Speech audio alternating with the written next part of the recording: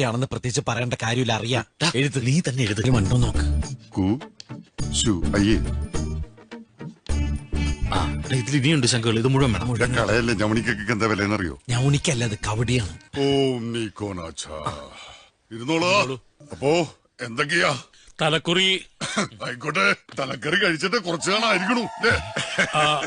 തലക്കുറി വായിച്ചിട്ട് കുറച്ചാളായി. അതാണ്, ഇതാണ് കുട്ടിയുടെ തലക്കുറി. ഓഹോ.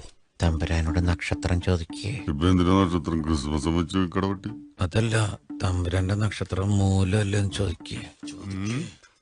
തമ്പുരാന്റെ നക്ഷത്രം മൂലം അല്ലേ? അതെ.